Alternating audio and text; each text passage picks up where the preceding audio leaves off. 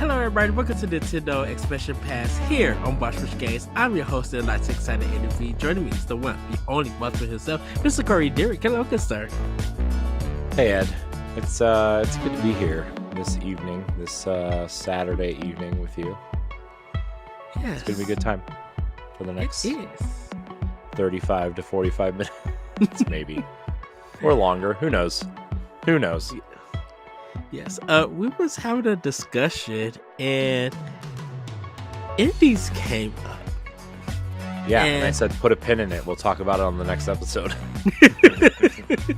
Yes, and we were talking about kind of like the success of the Nintendo Switch and how Nintendo was releasing a lot of great first party, whether there was ports, new IPs, or remakes or remasters of their games.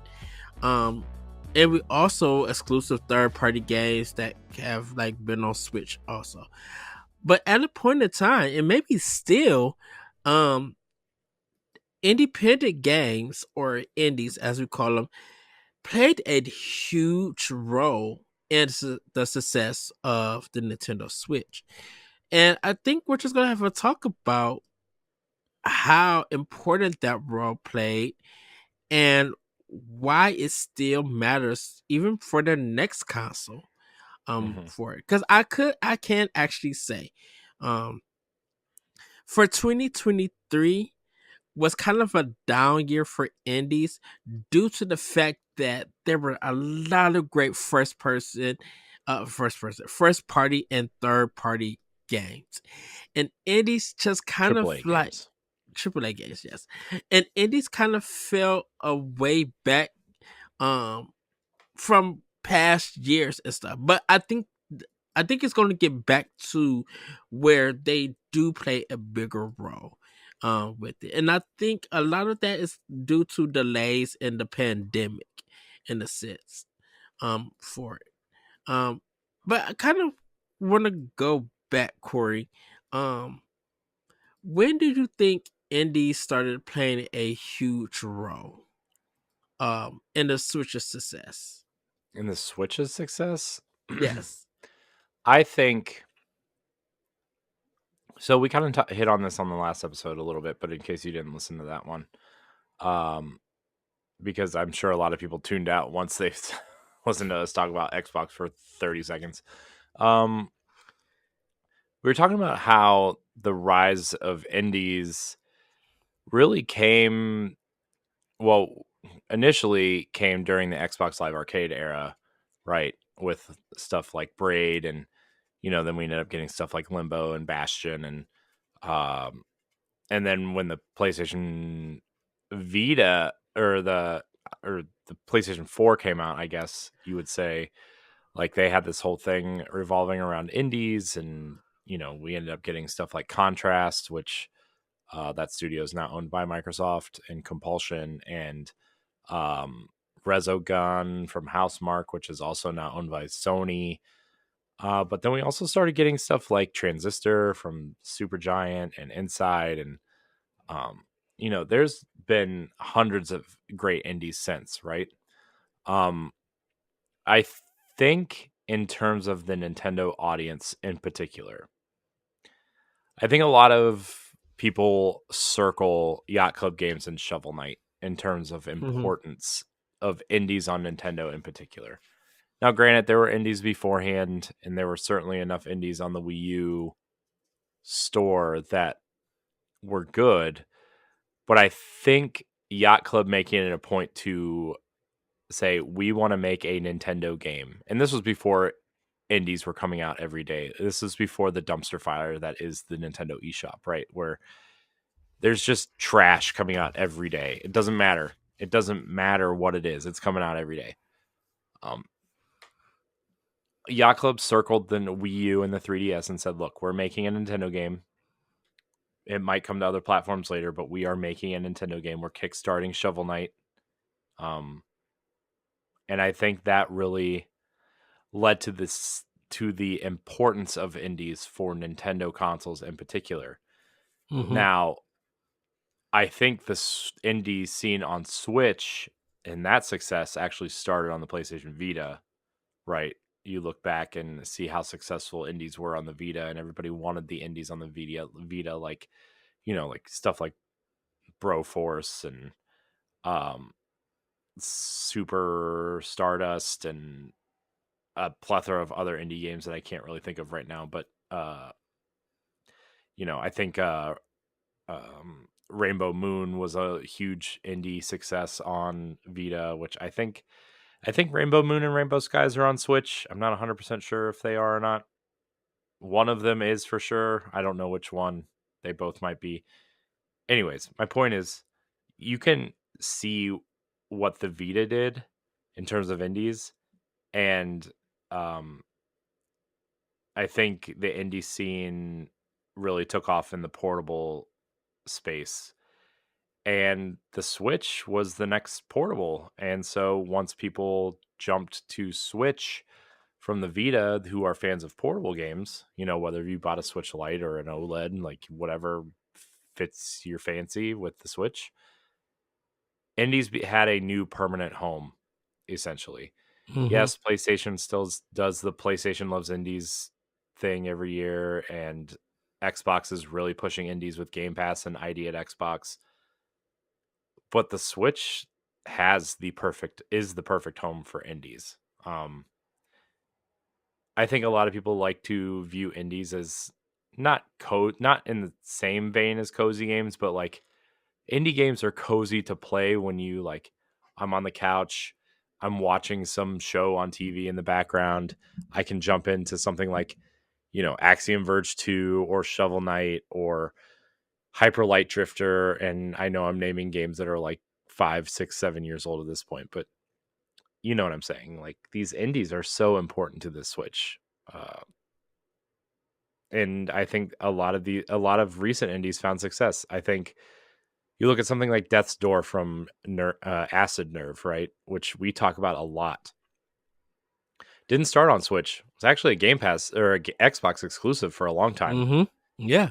And then once it hit Switch, it moved to Game Pass, and now it's just everywhere. But we played it on Switch, and that game is amazing. And for me, as somebody who doesn't play a lot of indies, I can tell you I've played a lot more indies on the Nintendo Switch than I have ever. A lot of the times I use Game Pass as like a trial run for the indies, and if I like them, I'll purchase them on Switch and play them there. Mm-hmm. Nobody Saves the World is a good example of that, where it was on Game Pass for 3 months before it came to Switch. I think Tunic is another example. I think our editor-in-chief, David Lasby, is actually playing Tunic right now. Yeah, he is. That game, that's a game I would like to get back to. I just tried to play it right after Death's Door, and that was a terrible decision. Not that they look similar enough, but they play totally different, and that just threw me off. So I kind of put Tunic down. But the N++ is another one, right? Oh, that surprised us. Man, that's so good. I had to reconfigure my Switch button placement just to play that game, though, because the buttons were backwards, and it really threw me off. Thank God for that button reconfiguration. But at the end of the day, I think you can draw a line from Shovel Knight, and then I would say the rise of indies was at Xbox Live Arcade. The rise in popularity of indies was on the Vita, and then the golden age is now with the Switch. Right? I think you can draw a clear path that way. I don't know. I feel like I've been talking for a while. What do you think, Ed? Well, it was, I guess, the journey through my eyes when it comes to indies on Switch is that at a point in time, it felt that Xbox and PlayStation stopped focusing on indies, and Wii U start getting it, and like you mentioned Shovel Knight, but then there's Axiom Verge. Yeah, but Here's the thing. Here's the thing about the Wii U, though. I know you think games were popular on the Wii U. indies were not popular. Axiom Verge was going to skip the Wii U entirely, Oh yeah, remember? yeah. And then you actually on World 1 when you were co-hosting that show, actually leaked, well, quote unquote, leaked the Wii U version, right? You had what? You had Tom Happ on, right? Or was it Yes. Dan? We had the creator of it, but Thomas Happ, yeah, and yeah, he like and the thing about it is just that, well, this is what happened. To bring clarity to everything. So he didn't mention it. He was or anything. What ended up happening is that we had a conversation and it was off, um kind of, don't want to say off the record, but we my other co-host thought he said that it was coming to Wii U. And the thing about it is that I told the co-host, don't say nothing, or if you're going to publish anything, make sure that you listen to the episode to see if he spilled anything. Because I'm like, if you put this out and something happens and it goes completely wrong, we're gonna we're gonna not say be in, well, we'll probably be in trouble, but we're gonna be seen as a way.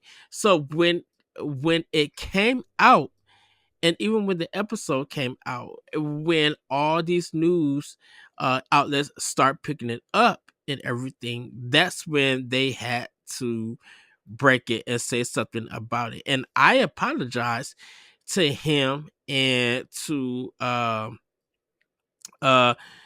like to a lot of people, to be like, I'm like, we're sorry that this got broke or everything, and stuff. And I'm like, I don't know if he was in on an embargo. I don't know what was going on, but I was just like, I didn't want him getting in trouble. I didn't want nobody getting into trouble with the situation and stuff, if it was true and everything, because I think they were working on it with a team at that time, but we didn't know that he had a team, or there was a team working on that one. So um it got published and stuff, and people started picking it up. And when the episode came out, um I don't think that it mentioned in the episode that a Wii U version was happening, but mhm. because it was already out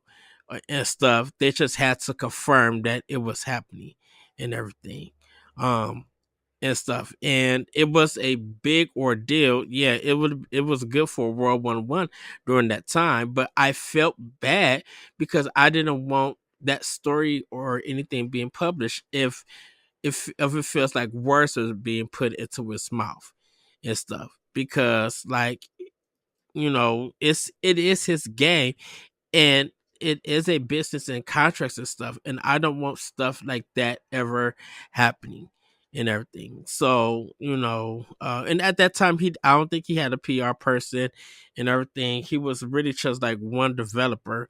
Tom Happ was making the game and stuff, um and everything. So I just want to clear the air about that. Um kind of behind the scenes and stuff. And I'm not trying to throw anybody under the bus. It did happen, it got confirmed, and you know, it was it's still up on World 1. If you guys look it up, World 1 podcast, you still could find that interview and give it a listen for yourself if you want to. But yeah, that's kind of how that ended up happening and stuff. Um and everything, because it it it was a difficult interview. Um but that story I'll tell another time, about that interview, because really was kind of difficult to have. Yeah. So, uh, but continue, Corey. I'm sorry, I didn't even want to. Oh no, I was just, there. My point is that you know, I mean, we to be honest with you guys, we had to do something similar with someone we had on one of our spotlight podcasts, which they kind of said something that was happening, but it hadn't been announced yet, and I had to cut it. I cut it from our show, right? Because like what we do with when we have a studio or developer on for our spotlights, I will often send them their interview for a review before we publish it, Mm-hmm. just to make sure there's nothing, because like I take notes during the interviews, but like they don't usually like stop the conversation and say, oh, I shouldn't have said that or whatever. So if there's anything that's common like that needs cut, I usually just send it, or I'll just cut it for them, and they were really nice about it. They said, hey, you didn't have to cut that out, but we really appreciate, and we actually got to have them back, which was awesome. So I'm not going to reveal who it was, but if you are smart enough to look at our spotlight interviews, you'll figure it out. But Mm-hmm. um, my point is like that stuff happens all the time with developers, and that's why PR exists, and that's why the marketing people exist, and um, things like your situation happen, and sometimes it turns out good, and sometimes it doesn't, and sometimes it is what it is, right? This Yeah. stuff this stuff happens a lot, and so but back to the point of the indies, like there are some incredible there there are, I mean, Nintendo Life updates their best indies list on their website like every 3 months. That's how often Yeah. indies come out. Uh, I definitely know two of the biggest indies. Well, 2 to 4 of the biggest indies. And I'm not including Hollow Knight in this discussion, everybody. And this is why. Dead Cells was, even though it was early access on PC, when that game got announced digitally for Switch and the physical was also coming out, people were double dipping. And this is where the double dipping uh business started happening with Switch with indies, because people were buying the digital version, but if there was a publisher who was going to do a limited run of it, and limited run not as in a company but just a limited print uh of that gang, people were going to spend the $40+ to get it. um it happened with Ori. It uh Hades didn't get a physical until a little bit later, but like Hades was a Yeah. big one It was a big deal for it. because the first physical copy was on Xbox, which is ironically the console that nobody wants physical copies on. Right. And Well, Hades generally, I guess. and Hades was like won some Game of the Year awards for some places. Like it was a big thing because with indies being on Nintendo, you had a likely chance of being very successful. Um, Ori and the Blind Forest was a big thing for Xbox, but people were hoping that it came to Nintendo Switch, and it did. Even with Ori 2. When Cuphead dropped, Cuphead was a big deal. Not Mm. only just for Xbox, but it hit for pre-sales on the eShop. It was on pre-sale for four. It was number one for pre-sale, I think, for 4 weeks before the game even came out on Switch. And the publishers and developers who were making these indies, if you could get your stuff on an indie direct or a Nintendo direct, it was guaranteed that you was going to have a hit game, that people were going to be buying your game. And if a physical was coming, they were going to double dip and get it.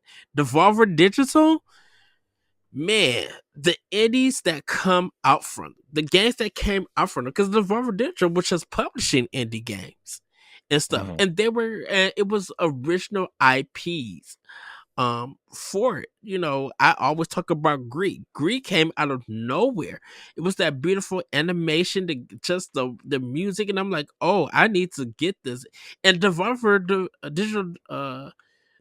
Digital was becoming like they were joking around during the E3s, but they were a serious company, but that people could guarantee that you were going to get a great game from all new IP, weird and wacky. It was they were doing their own thing, and that was a big success. It's still a big success for a Nintendo Switch.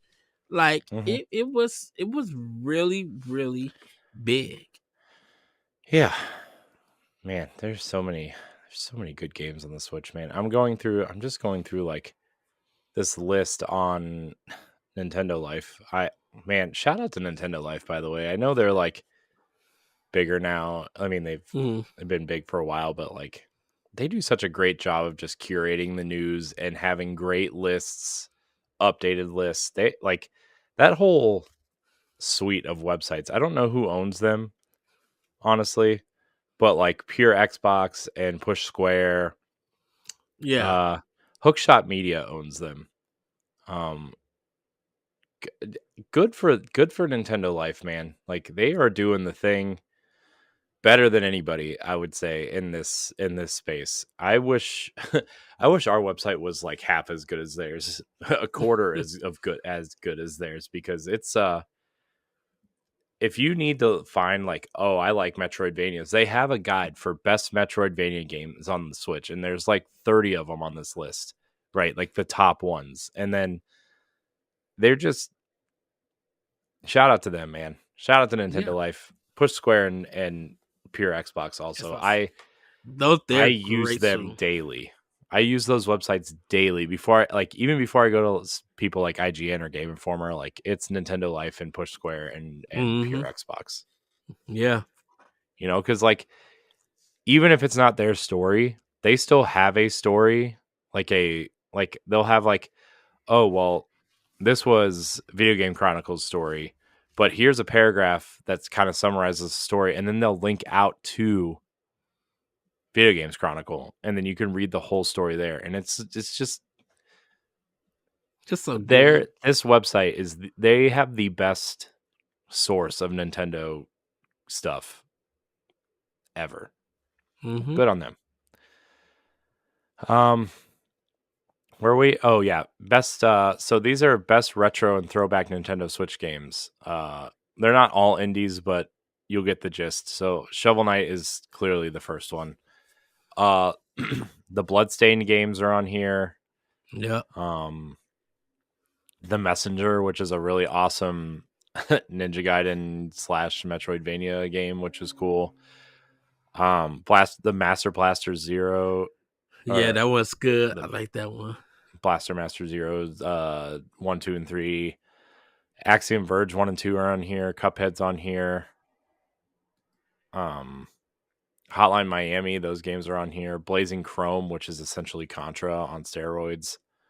Yeah. Wargroove 1 and 2 are on here. Ukulele and Ukulele and the Impossible Lair, technically not indies anymore, but still smaller titles that are amazing. Um,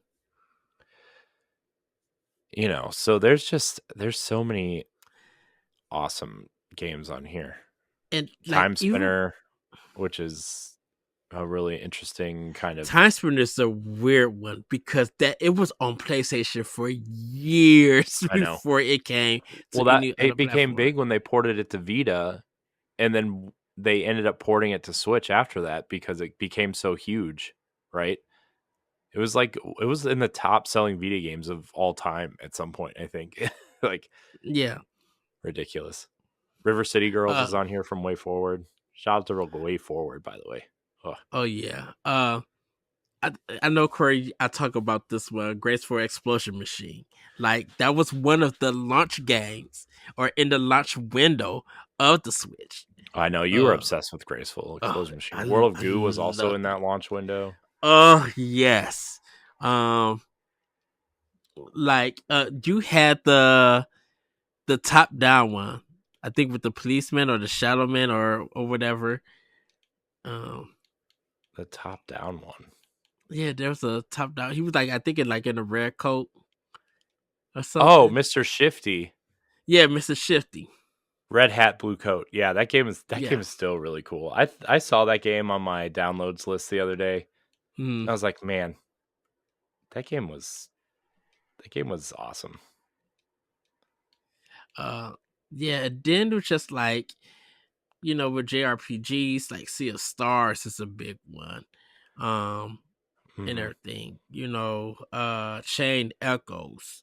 Um, we're even though River City Girls isn't a indie game and stuff, it and Way Forward developed and published it, it felt indie in its execution. So people treated it as an indie game because it was like a digital release. And when you think of indie games, you definitely think of just like a digital release. Way Forward, you mentioned like Shantae. Those kind of felt like indie games and stuff, even though Hmm. Way Forward developed it. Um SteamWorld Dig was like a big indie game. Golf Story became a big indie game. Uh yeah, and then uh in a way, dang it, who did the Streets of Rage games? Dot Um Emu that Emu. They stuff also was did the feeling Ninja like, Turtles game. yeah, and they still started feeling indie, even though they worked with like major third party. Like Streets of Rage 4 was for some people considered as an indie game, even though it wasn't, because Sega helped them publish it and stuff. But like, yeah, Shredder's Revenge felt like an indie game. There are games that feels indie in execution. Yeah, I mean, With I it. think we can like because indie game doesn't necessarily mean retro inspired game, Mm-hmm. but a lot of indie games are retro inspired. And so like I really think there's a lot of quote unquote retro inspired games. Like Ninja Turtles is a perfect example of like it's small, it feels like those, the Super Nintendo and Genesis era, arcade era classic Ninja Turtles games. It's definitely the best Ninja Turtles games they've put out since then, I would Yeah. argue. I mean, who's gonna tell me that it's not? Um, I mean, you the know, Turtle Collection is good. the Turtle Collection is fire, man. The Cowabunga Collection and uh, Yeah. just it's so good, man. If you want to see how you can become a Patreon producer, head on over to patreon.com/bossrushnetwork. The Patreon producers for this month are Adriel Munger, Celeste Roberts, Christian S., Sana Dirrig, Francisco Santillan, and Todd Oxtra. Thanks for your continued support of the Boss Rush Network and our family of podcasts. The Mummy Demastered. Like, oh goodness, Tetris Effect. It's hard. I don't know what to consider Tetris Effect, but I still feel like it's indie because it's so good. I know it's on almost every platform, but it's so good, and it gives you that right feel of indie. Even Yeah. with this polish, and I think it's because of the music matching it and stuff. Yeah. Untitled Goose Game, like the phenomenon with that game. I think they showed it in the Nintendo Direct, and I think it was called Untitled Goose Game when it got announced. No, it Mhm. wasn't. They just I showed think it. it was. I think it was just. I don't remember where they showed it first, but the first time it was shown, it was not called Untitled Goose Game. I think it was called just The Goose Game or like Project Goose or something. Yeah, it did. Online, everybody just started calling it Untitled Goose Game, and then the memes and all of that. Like, that was a phenomenon when that trailer came out. And then even when the game came out, everybody was talking about it. Yeah. And stuff. And I'm like, I'm not even going to deny Nintendo even put in their own indie style games, like with Good Job and the wonderful Box Boy games, like um Box Boy Pushmo. is Even though amazing. Pushmo's 3DS, it needs to put the Pushmo games need to be on Switch. I'm sorry, it needs to be on this console. Yeah, I'm a little surprised Pushmo never made it over. Pushmo was a really interesting game that's like it was like this 3D puzzle game that like utilized the 3DS's 3D Hmm. interest in an interesting way, but not in enough interesting way that would like hinder the, you know, um if you put it on Switch, it wouldn't like you would never notice. You know what I mean? Like it was just one of those types of things. I'm happy that the Guacamelee games came to Switch. Like, Yeah, uh, Guacamelee is another one. Guacamelee was one of the first games I ever covered. The first one uh, as a sorry, of content course. creator. Sorry, Nara Wild Hearts. Scale Attack. That's when Konami started doing like indie stuff. Like, wait, Yeah. this game is a Oh, this remember game they is. Konami released the Bomberman game at Switch launch. Oh yeah. Super Bomberman, and they're making another one apparently, or is it out already? Um, I think part two is out, but I think there's a new one that, like you said, coming out and stuff.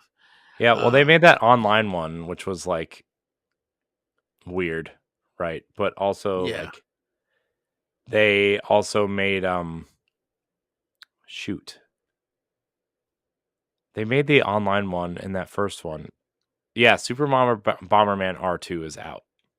So, uh Square Enix doing like Anunnaki and what is the my favorite one, the Tales, the Voice of Cards. Like that was a big one with the series. Like before like Octopath Traveler came out, they were putting small JRPGs that were, even though they were coming from Square Enix and their teams and stuff, they were still indie and once again in its execution. Shout out to Matt because he likes Paradise Killer, which is a great one. Um, Nine Parchment was a good one. Neon White was a great one from last year and stuff. Like yeah, there were just so much on Switch. It's still so much on Switch, and it's just like from 17 to I think 2022, you could always depend on indies being great and indies being time exclusive on Switch before they even came to other platforms and I mean, stuff. a lot of them were that way. I mean, the big story too is that like once the Switch took off, every indie game wanted to be on Switch because um they it would I mean, the big example, I don't really know how to put it into words directly, so I'm going to use this story as an example. Um Blossom Tales, the studio behind Blossom Yeah. Tales. What are they called? Castle something. Hold on, I got to look them up.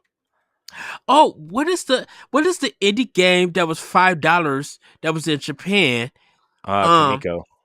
Kamiko. Like that was a big one because that's when they announced that Nintendo, the Switch was region free. People were going to Nintendo eShop Japan to buy that game to play on the Switch, and then like a week later, it got an American release. Like that was Mhm. huge. Yeah. So the studio Castle Pixel, that's right. I wanted to say Castle Bit, but I knew that wasn't right.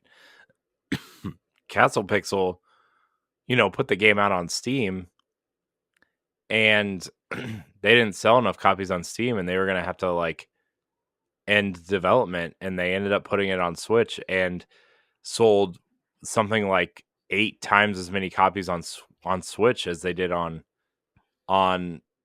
Steam, and it ended up not only allowing them to keep the studio open, but they made a pretty successful sequel that was published by Team 17 afterwards. Mm-hmm. Um, and the Blossom Tales games are really good. I highly recommend them if you like games like Link to the Past and 2D Zelda games. Like it's I mean, the first one is a total rip off of A Link to the Past. They even like make the joke at the beginning of the game, right? So, uh, that it's a rip off. So it's clever, it's cute, highly recommended. But anyways, yeah, and a lot of studios started doing that, right? Especially at the beginning. And we saw interesting ideas like Snake Pass. Remember Snake Pass? Where you Yeah, were it was by some ex Rare developers, not Platonic, but another group that ended up doing that. And um what were some of the other interesting ones that we saw? We saw um the one of the Meat Boy developers split off and do their own thing with The End Is Nigh, right? Which ended up being yeah, kind of tied, and Binding of Isaac really took off on the Switch, right? I mean, like and it was a huge Vita game, and then they released that crazy update on the Switch, and it still just got yeah, its last update like a little bit ago, and it's yeah, huge. Binding of Isaac is probably the best selling indie game on the Switch, if I'm going to be and honest. that wasn't even supposed to happen because Hmm. of like some of the imagery and stuff, and that got Hmm. all that got resolved, and they brought the Switch. Battleship Brigade is a big one. Um, man, just uh, yeah, there's just so much, and I I think the thing about what really spoke to a lot of indies, and I'm using the indie direct for this one, is that we got to see the developers around the world speak about the games that they were making. From Sweden, India, Japan, just like all of these different people making games, even Russian stuff. And then the one black guy in Michigan who had the runner game. Aerial um Knight, I right? think That was that's his name. it. Yeah, because he had like the hip hop beat and stuff. Like Yeah, he put because he out put a his name on the demo. front of the game, which was like I don't know. He got a lot of notoriety for putting his name at the front of the game at Yeah, that like point. and like he put out a demo and people loved the demo and stuff. Hmm. So it kind of just amazes me that for people who was starting up or cyberpunk what is it, bomber cyberpunk, I think that's it. Uh, I don't remember what it's called. Something I think cyber. bomb I think bomber cyberpunk, I think that's it, or I something forget. like that. No, it's um it's yeah, whatever. it it paid homage to Jet Set Radio. Like you would see games like that and stuff, and even with some of them coming to PC, they would come to Switch, and like you said earlier, that was helping companies like stay in business, get a recognizable name and everything. You was in the prestige of Nintendo if you were in a showcase and stuff.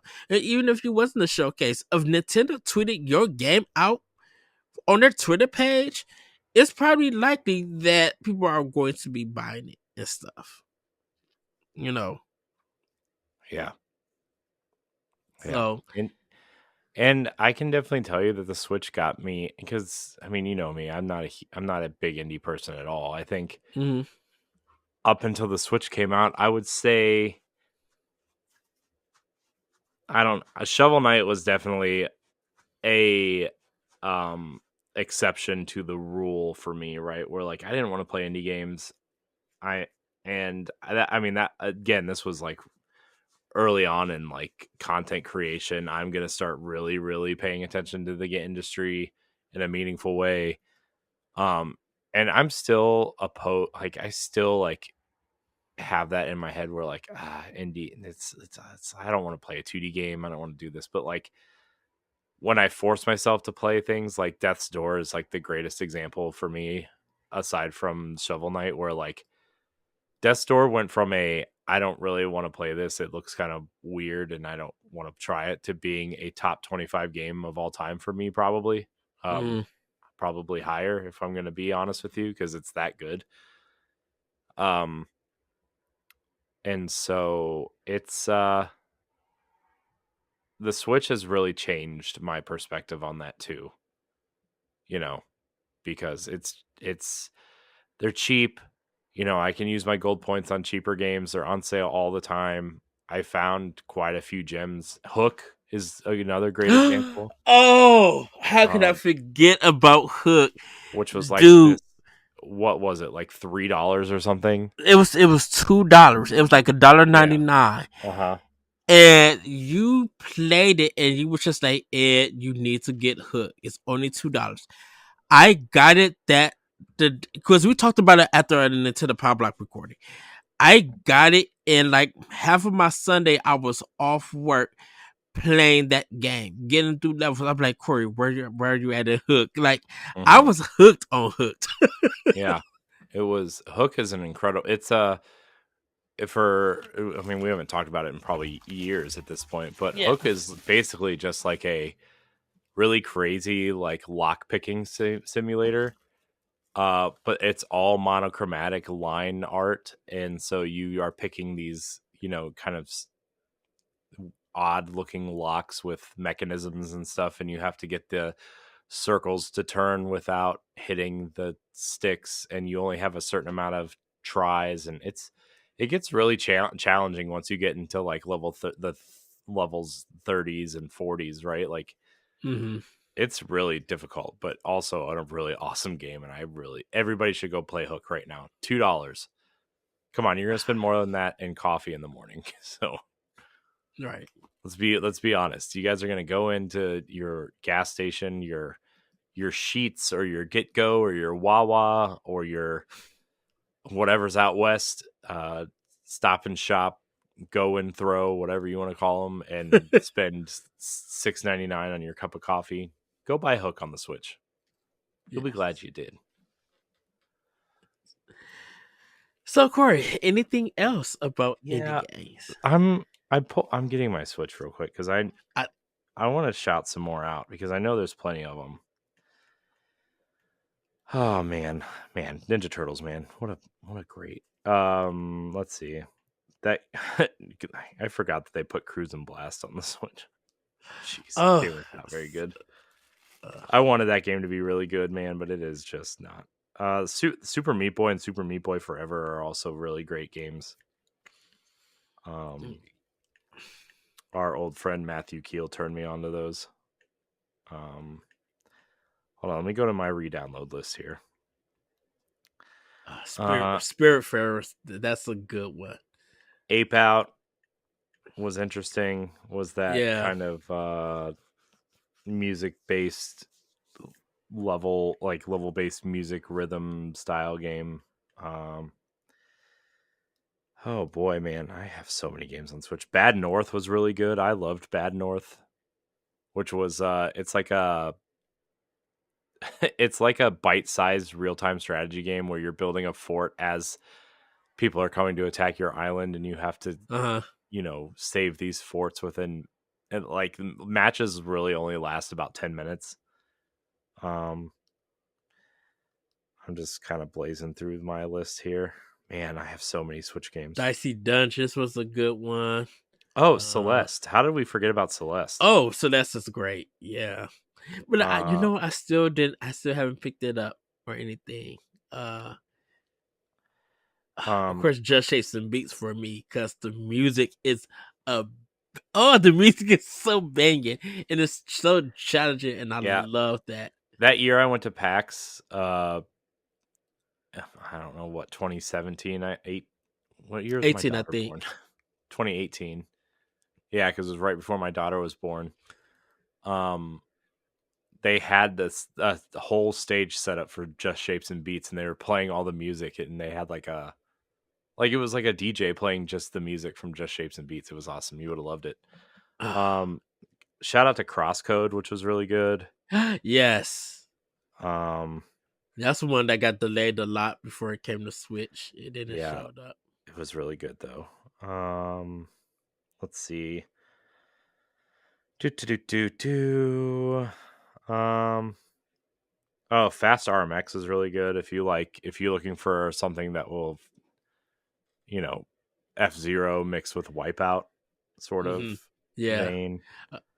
Uh, Shane likes a short hike. That one was good. Fell Seal the Arbiter's Mark is like a true love letter to Final Fantasy Tactics. If you should definitely play that if you're into Fire Emblem. It's an incredible game. It also has a $5 DLC that's also worth picking up. Um Bomb Chicken is one. It's kind of like a old school Bomberman, but you're a chicken with platforming to get Mhm. through to the end. Like, and you instead of you birthing eggs, you're birthing bombs. Did we And stuff. did we mention Iconoclast? No, we did not. Oh, I love Iconoclast. Everybody, Yeah. it is it is a Metrovania game, but I recommend you guys play that game because the story is deep. And I mean it got some good challenges and some great bosses artwork. Um it was made, he has another game that he made because it's one of the it's from one developer. Go ahead, Corey. Oh, I was waiting for you to be done talking about Iconoclast.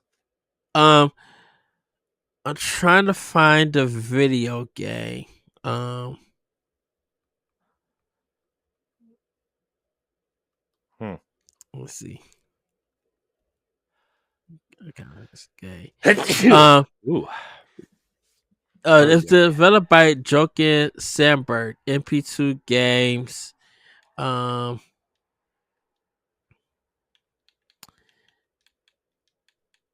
yeah, he made Iconoclast and No to Love to Devotion or Devolution.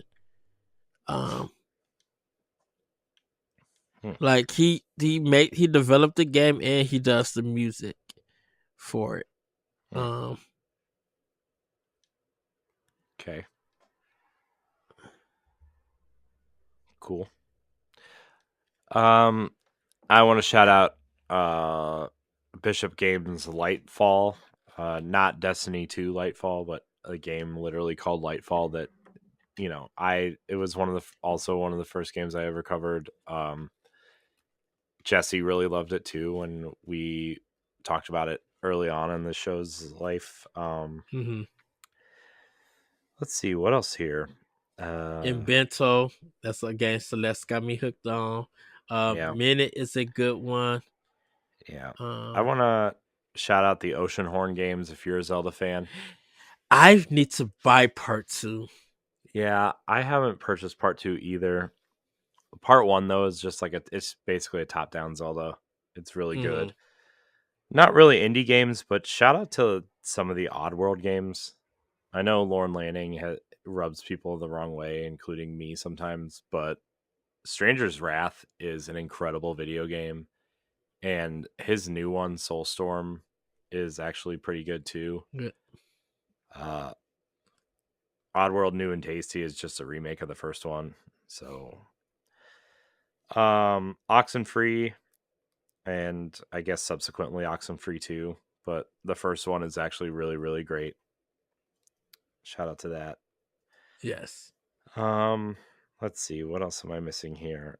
Uh, Raji an Ancient Epic, which is it's a really interesting take on Indian warriors, like the the country of India, not um not a Native American in what most people know as Indians in America. It's really an interesting game. Shout out to them. It was made by an Indian team as well,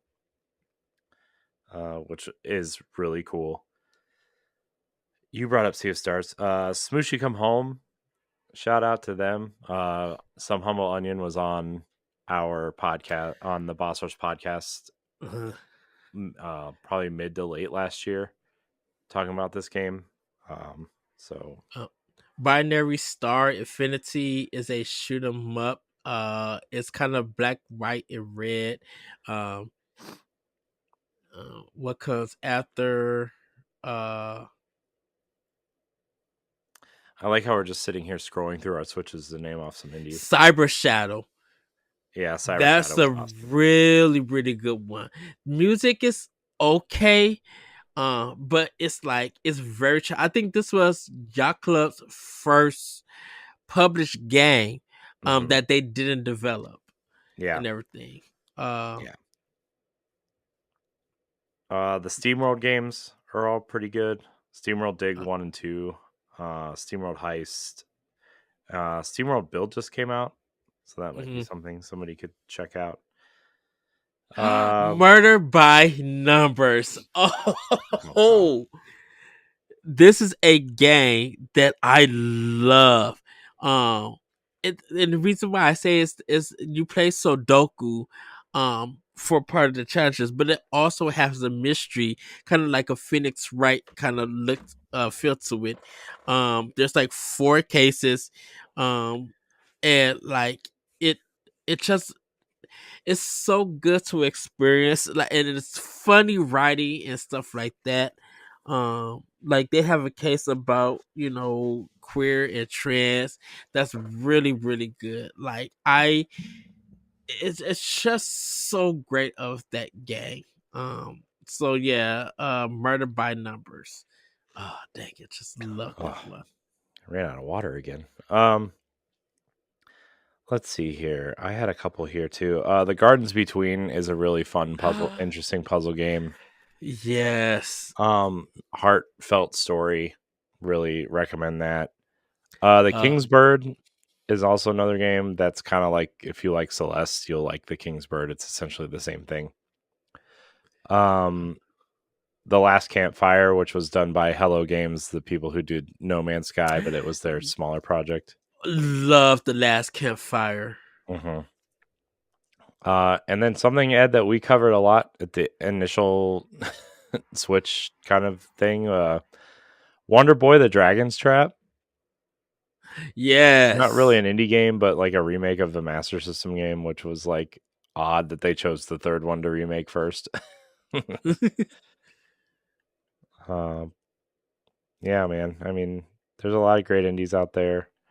Windbound is something that if you liked Wind Waker, but also like some of the survival elements of Breath of the Wild, that might interest you. God of Robo, God of Roboto is a good one. Yeah, the cat in the robot suit. Yes, that one is really good and it's funny.